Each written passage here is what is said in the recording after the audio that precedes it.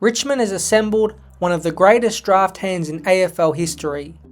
It has come at a cost right now and will continue to on the field, but it has the potential to set them up for a very long time. Any list manager, GM of football or recruiter will let you know that getting the picks is the easy part.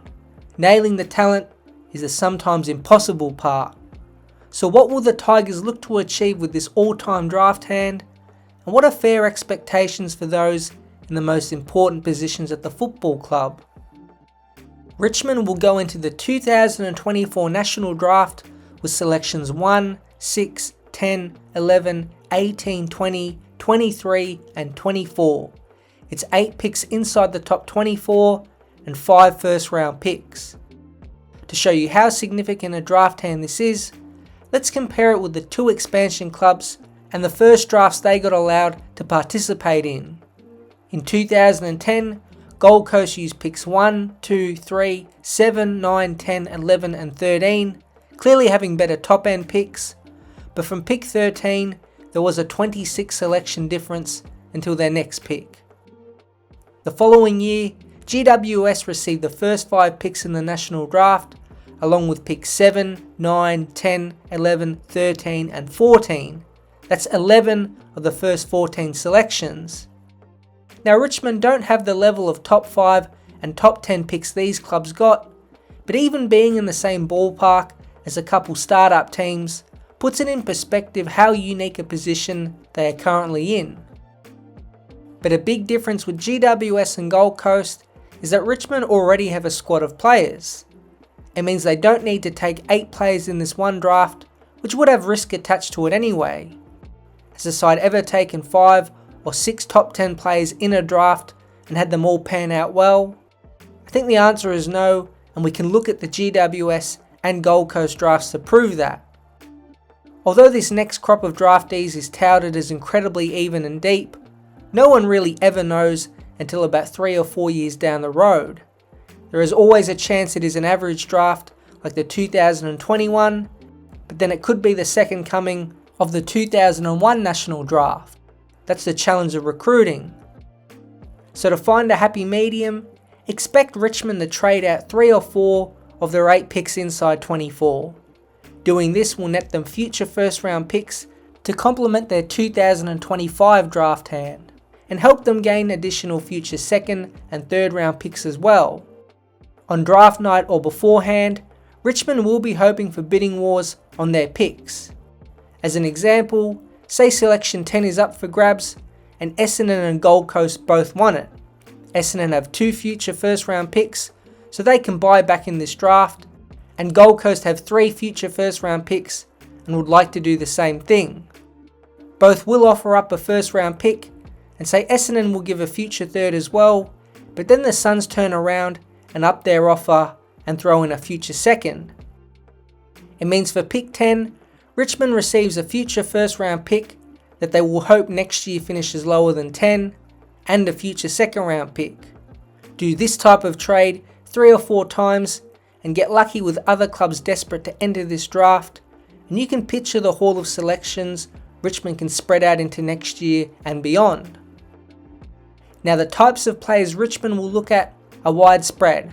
They could do with some talent in each of their lines. Jagger Smith looks like a great option for pick 1. He is dynamic and adds speed alongside Hopper, Taranto and Prestia. He even played with Richmond's VFL side in 2024. Pick 6 could be a bigger midfielder like Sam Lawler, Josh Smiley or Western Australian Beau Allen.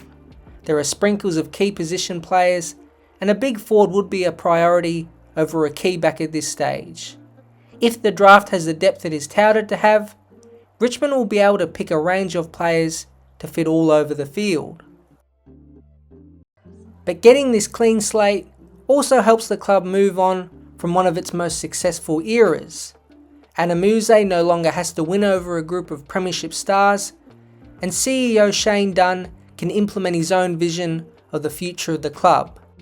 It's important to honour the past successes and get inspiration, but like we saw last year, especially with Dustin Martin, it can cast a shadow over the entire club and put the senior coach in a really awkward position.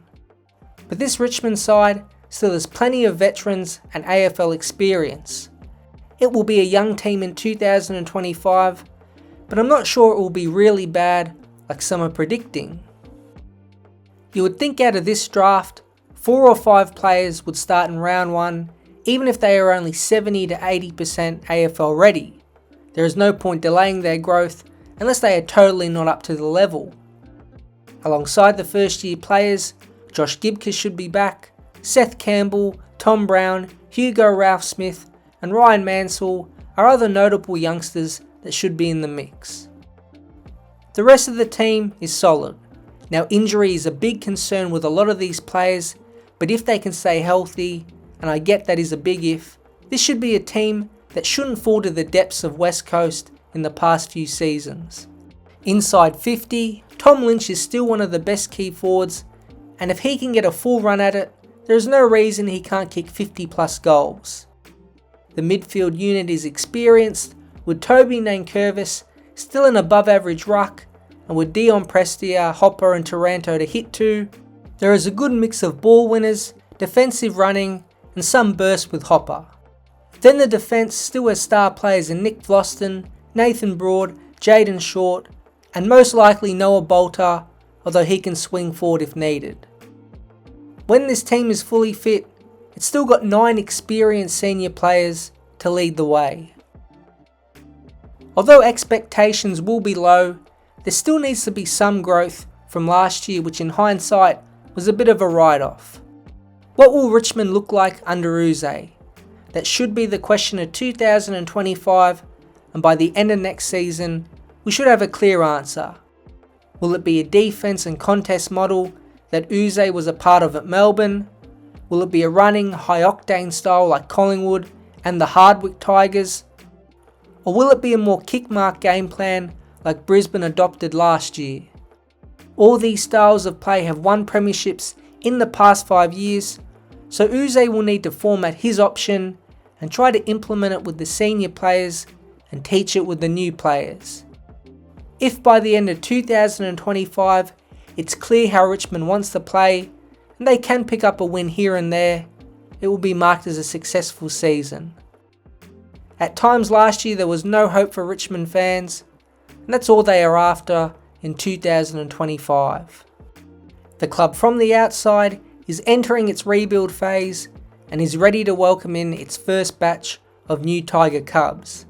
The names won't be Martin, Cochin, Rance, Rewalt or Hardwick, but in 10 years' time, the club will be hoping their impact in terms of winning premierships is just as significant.